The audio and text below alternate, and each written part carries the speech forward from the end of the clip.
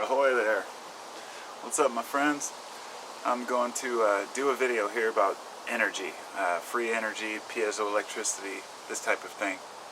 It's something that's always fascinated me. So I'm going to make a disclaimer right at the beginning. I'm not a scientist, I'm not an expert, and I'm not here claiming that free energy is available. I know there are a million people on the internet talking about free energy devices. And over the past decade or so, I've read several books and watched all of the videos that have come up on YouTube about people creating these devices, and always been fascinated by the idea of a perpetual motion machine. For me, I guess to say, you get in what you get out what you put in. And when it comes to energy, energy can change forms, but energy has to come from somewhere.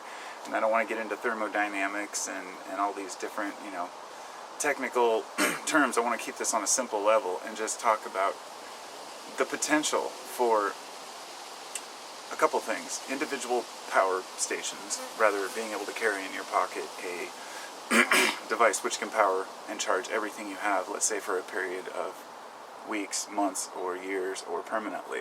We already have solar chargers, say for phones. I bought a small solar panel and wired it up to a USB plug, so I can micro USB, so I can charge my phone in the sun now. And that's a great thing to have. It seems simple. But what about piezoelectricity? And this is what fascinates me. I wanted to make this video is also about earthquake lights, and I wanted to start off there. Earthquake lights, if you've never heard of them, look into it. It's fascinating. It's something that, put it this way, years ago when I heard this first, supposedly UFOs appeared during right before or after an earthquake. And I've always thought that was fascinating because, first off, why would UFOs show up before an earthquake? I mean, the theory could be aliens are causing a quake. But I'm a rational person, and I thought it through, and I always figured, well, maybe it has something to do with the electrical fields that are caused during an earthquake. And in more recent years, this has been confirmed now over and over. Excuse me. What happens? Long story short, my theory was that, it must be piezoelectricity.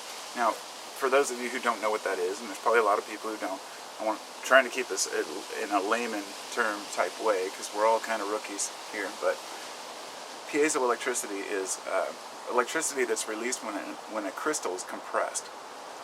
So you can take certain types of crystal, certain structures, and when you hit it, say tap it with a hammer, you don't break it or anything, but tap it, that power puts off a small amount of electricity. Now we're talking a small amount, so it takes energy to create power.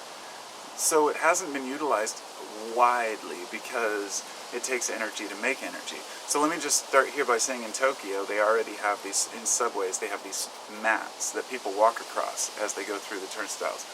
Now, the power from them walking across these mats is what powers the ticket booths and some of the lighting in the area. And they're working on setting up a train station where they can actually lay out mats across the entire floor and transmit the energy and use it to power the subway, the train station. And we already have, everybody's seen the little flashlights that you can shake, and they go for a little while. Most of them were shitty and they take forever and die. But as we improve on technology and we improve on the materials we have and the knowledge we have about them, we're getting closer and closer to something that's not free energy, but that gets a lot of energy out of something that we already do. There's a group that's working on these shoe soles, or they're really mats that go in your shoes, and the walking, the energy from you walking is transmitted and saved into, say, battery packs. And I'll tell you, the thing about power with a lot of these sources like solar and wind, it's not about the energy itself. It's not a problem of getting the energy, it's a problem of storing the energy.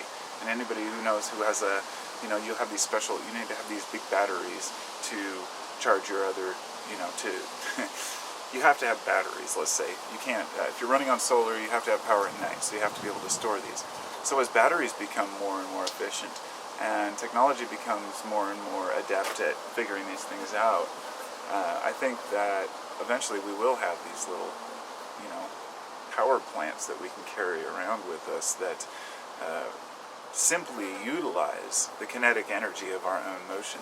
And why not? Why shouldn't we? There have been several devices that have been developed to put on your body or use somehow. There's ones in the motion of your legs. You know, a very simple one a lot of people may have seen is, say, the bike, stationary bicycle, and you can pedal it and charge a battery. I've been thinking about maybe making my own larger model, and during the day when I need some exercise, instead of wasting, wasting that energy just to stay fit, use that energy to also charge a battery. And that's a fascinating idea to me. I mean, we spend a lot on energy, we spend a lot on our power grid. Right now they say that it's actually more effective finally to go solar in the long run than it is to stay on city power. But I'll tell you, there are people who lobby like a motherfucker to keep you from wanting to, attempt that. Pardon my language, but there's a lot of interest in keeping you on the power grid, just like there's a lot of interest in keeping you on fossil fuels. But I won't go as far as to say that, it's a complete conspiracy, because partially we've worked ourselves up to where we are so dependent on these fossil fuels and these other sources of power that it's hard for people to change over in any major scale. And I'll say that even wind farming, it has major limitations. People don't realize that the magnets that are used in, say, wind farming are produced in China from rare earth minerals. Those rare earth elements end up creating a toxic byproduct of radioactive pools that sit there, and you can't go anywhere near them. And they're all over in China. So, there's no innocence. Every source has its limitations. I want to see a source utilized where you can actually use your own energy throughout the day to power your devices, and that makes complete sense to me. I did see one that's coming out, there's some Kickstarter program where it's something that you use, you can add, what is it? I think you can add like camp gas or lighter fluid or anything. It's just this little device, and you add the lighter fluid, and it somehow converts that energy into electrical energy. And they can get hot, I guess, but they'll charge your phone up to 11 times or something. They're working on devices, but nobody wants to use messy fluids. You don't want to use fossil fuels for your personal generator. You want to be able to find something that, who am I? I mean, I'm just a guy talking about it. It's not like I have the scientific background to say, hey, this can be done.